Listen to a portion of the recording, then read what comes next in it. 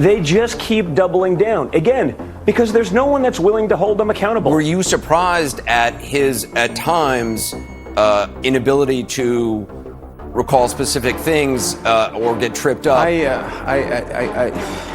don't know. I don't know Mr. Mueller, so I couldn't be surprised or not. And still, to this day, I mean, I heard people saying that, I heard some of the media saying that they thought Mueller performed okay. In other words, they let a day go by, and then they'll try and spin it.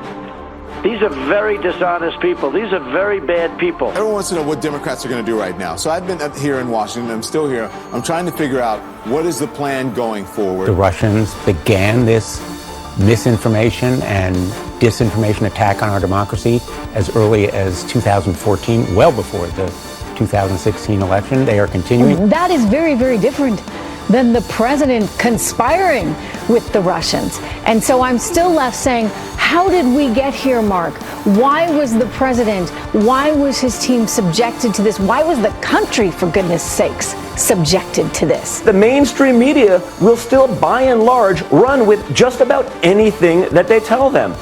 They don't have to be fact-based. There doesn't have to be any evidence. As long as they say it, that's all that they need, because mainstream media has become the de facto marketing division of the DSC. That is not an overstatement. And what's important to note is how much of the report is redacted, which means as dire as it appears, we still don't know the half of it. If nothing else should persuade you to keep your mind open to the possibility of something deeply weird happening at any time. That should close your mind only to the possibility that there's somebody out there who knows what happens next. The lack of Republican involvement or engagement here is really a disservice to our country. The best thing they've got right now is to try to conflate those issues, because yesterday was such a disaster. More than 200 times yesterday, former special counsel Robert Mueller deflected or declined to answer a direct question while testifying before Congress. Anyone watching at home learned very little about Russia, but it was not a total loss.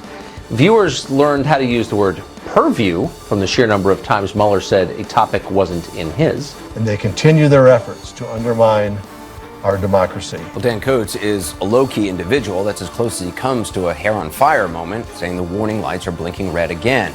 We're probably going through one of the most dangerous times in our country's history. They have to try to change the story. But I'll tell you, what is truly shameful is that Republicans are the only ones wanting to know how this started. We have some very, very bad people in government that would be willing to do very bad things and for bad reasons. The Democratic Party is the hostile intelligence service here, if you will, that targeted the president and wants to get him removed from office. The crime was committed on the other side, and we'll find out about that. The idea that you have Hillary Clinton campaign supporters, as you said, people that were there, you know, looking for that glass in the ceiling to break on election night. The idea that they were there and they were participating in this investigation, that's really a tremendous amount of bias. And Robert Mueller should have known better than to hire a bunch of people that were Hillary Clinton supporters and Democrats. You guys brought up the comparison. I didn't. If we're going to have the comparison, let's talk about the facts.